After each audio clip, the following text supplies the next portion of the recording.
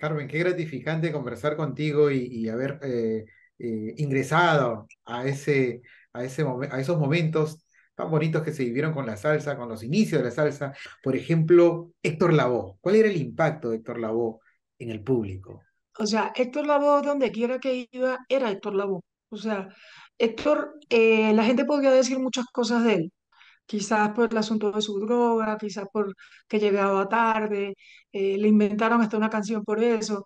Pero por encima de eso, Héctor cuando estaba arriba del escenario era otra persona y lograba meterse a la gente en el bolsillo, y la gente lo amaba, lo idolatraba, no importa dónde estuviéramos. O sea, te puedo decir que eso mismo que pasó en Nueva York, pasaba en Puerto Rico, pasaba en Italia, pasaba Sí. en Francia, pasaba en África. O sea, Héctor era Héctor donde quiera que se paraba, y eso obviamente pues crea sinsabores, crea molestias.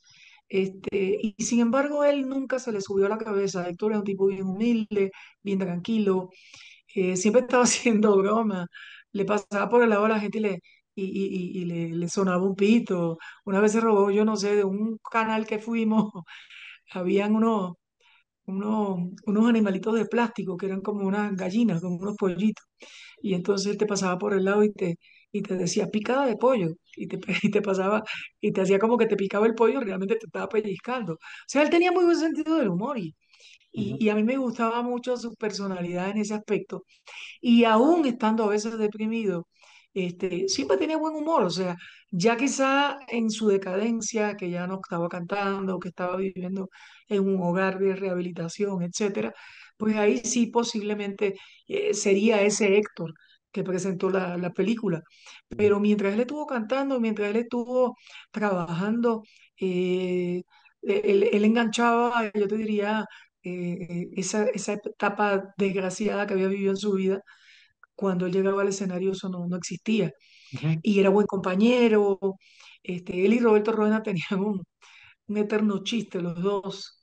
Ahora, hay un encuentro con Héctor Lavoe en Cuba. ¿Viajaste en esa gira con Héctor Lavoe cuando hay un titular que dice Yo no soy drogadicto? ¿Cómo es No, eso? no, no, no, no. La que fui a Cuba fui yo. Ah, ok. Héctor, esa entrevista yo la hice en Nueva York, en una oficina que yo tenía de distribuir discos.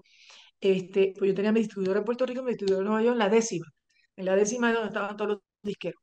Entonces, yo tenía distribuidora pequeñita.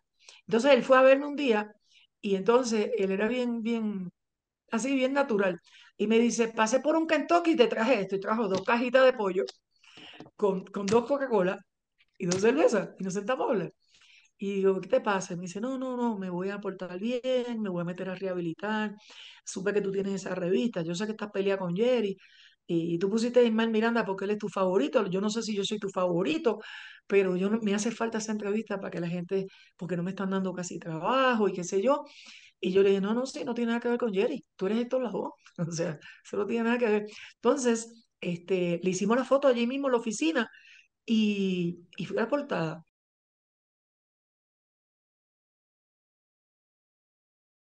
No hay cosa que me desagrade más.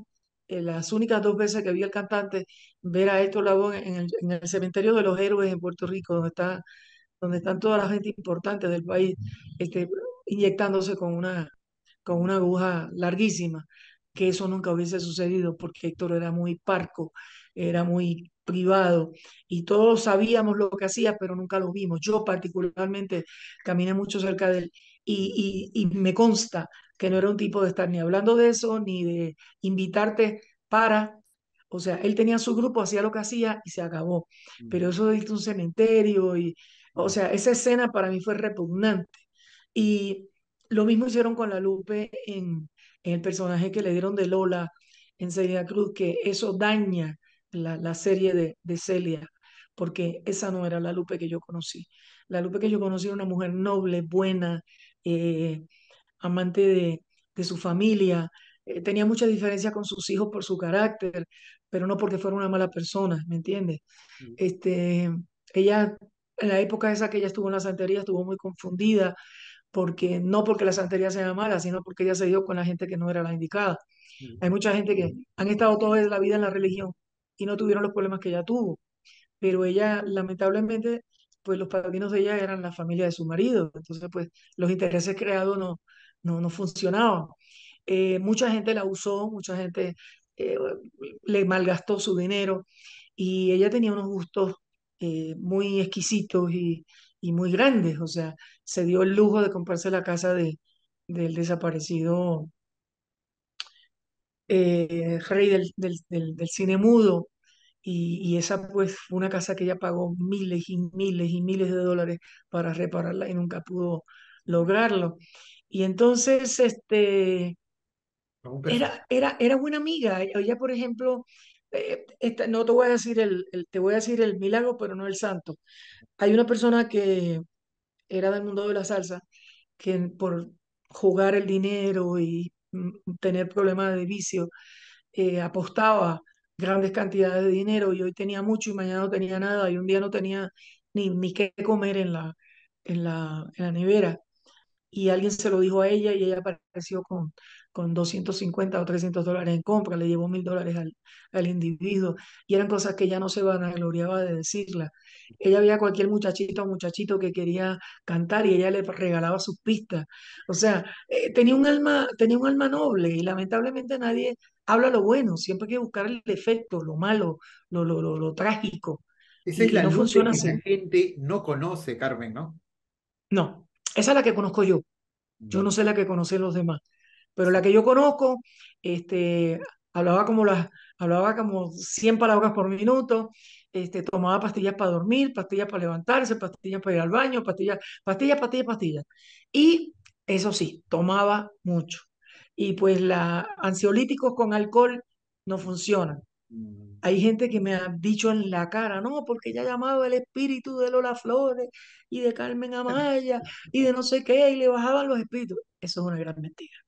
Ella lo único que hacía antes de salir, en la época que era santera, ella tenía su leguá al lado, un poquito de ron, tiraba al piso, hacía su moyuba en yoruba y salía a cantar. Eso de que llamaba espíritu, eso es una gran mentira.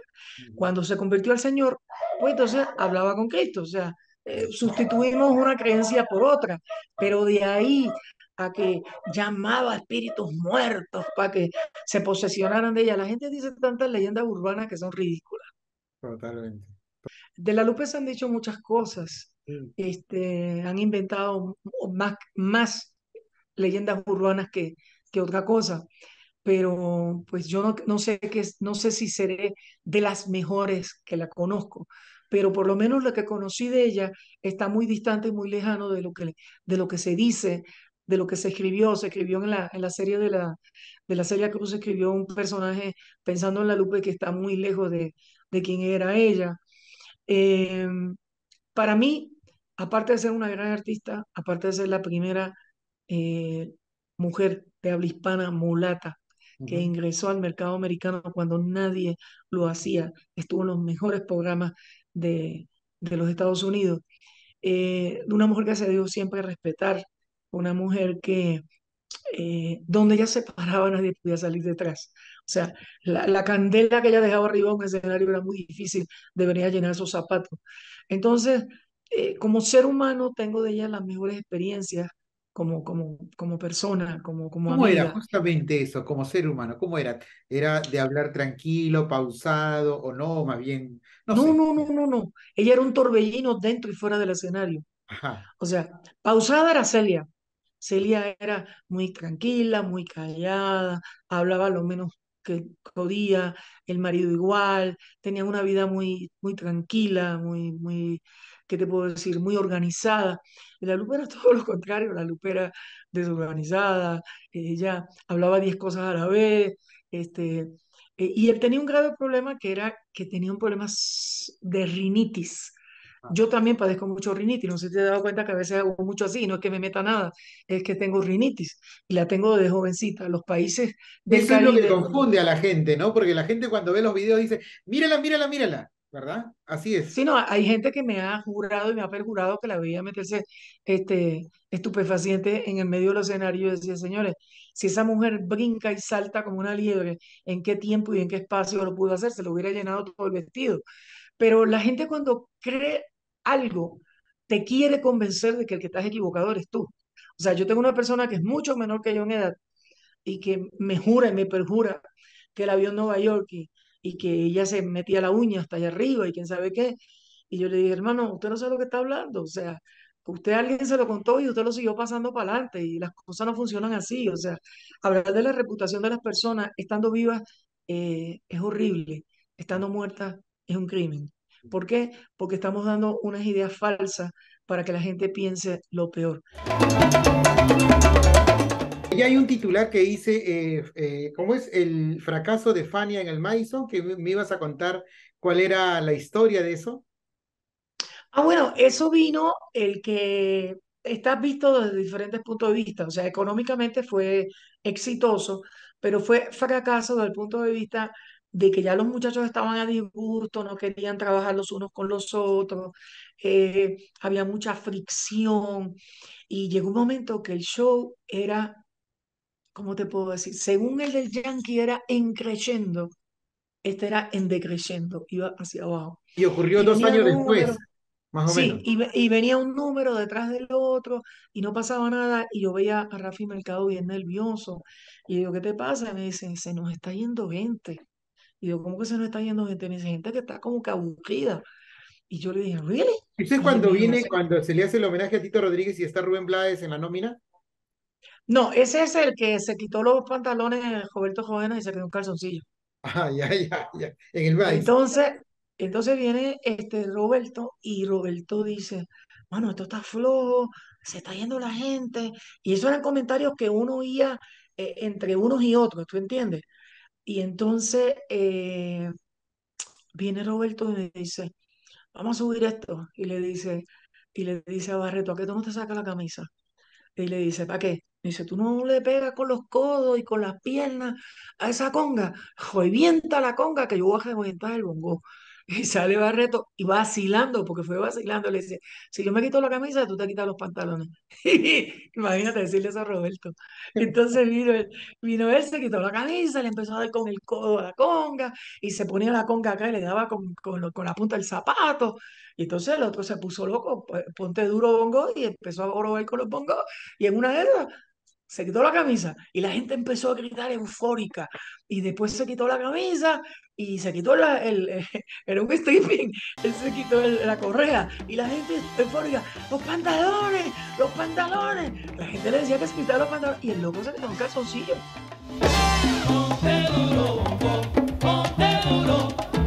Y lo mejor del caso no fue que él se quedó un calzoncillo, la gente no sabía si reírse, si aplaudirlo, fue como los mismos molestares se miraban los unos a los otros como que, ¿qué hizo este loco?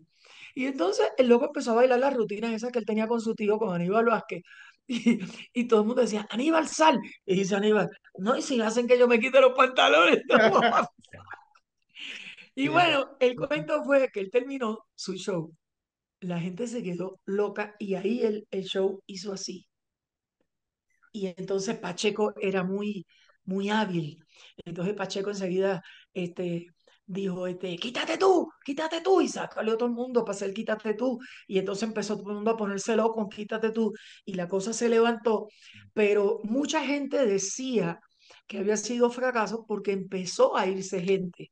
¿Ves? O sea, el show está igual que lo que vi, qué sé yo, hace 2 años, o que lo que vi en tal sitio, pues vamos a irnos. Y la gente se empezó a ir y eso no había sucedido nunca. Entonces, Rafi Mercado se estaba volviendo loco. Él daba vueltas y salía del escenario, iba del escenario, bajaba. Y Rafi era un tipo bien nervioso y ponía a uno nervioso, de paso. Y cuando pasó eso de Roberto Rubén, hermano, el show hizo así. Entonces la gente se volvió loca y se empezó a acercar. Y sale Pacheco y dice, señores, cójanlo con calma, no voy a hacer que pasa como el Jackie Tedio, que, que vuelva otra vez la gente se nos tire arriba. Lo que pasa es que esta tarima era demasiado alta y como ya el Madison está preparado para ese tipo de show, era imposible hacer lo que pasó en el Yankee. Pero la gente se puso bien loca, bien eufórica. Ujú. Pero sí le llamaron fracaso porque nunca ellos habían estado acostumbrados a que se les fuera gente. Carmen, es increíble la panorámica que usted nos ha dado rápidamente sobre lo que ha significado Fania, la disquera, en su vida y este encuentro con un personaje como Jerry Masucci. Efectivamente, mucha gente tiene ideas encontradas, pero ¿quién mejor que usted para darnos más luces? Él fallece en Argentina en diciembre, si no me equivoco, 1997. ¿Cómo recibe usted la noticia? ¿Cómo se entera? ¿Por los medios? Yo me entero directamente por teléfono, por amigos míos de la Argentina que tenían contacto con él. Pues Ricardo fue quien me lo notificó. Y pues fue una situación extraña porque por un lado me dio mucha tristeza en el sentido de que pues uno siempre recuerda de las personas las cosas buenas, no trata de recordar nunca las malas, pero fueron más las buenas que las malas. Y yo reconozco que, porque yo no tengo un genio fácil, pero también tienes que entender que yo empecé en esta industria muy joven. Si hoy le es difícil a las mujeres, se viven quejando de que no tenemos igualdad, imagínate hace 50 años atrás. Entonces yo creo que Jerry es un personaje que el único que sabe quién realmente era Alex Masucci. Yo creo que fuera de Alex, ninguno de nosotros está capacitado para decir nada. ¿Por qué? Porque él estaba con él 24/7, los 365 días del año, y lo conocía porque era su hermano, pero lo conocía no solamente por la cuestión de ser familia, sino por la situación de cómo él era como comerciante.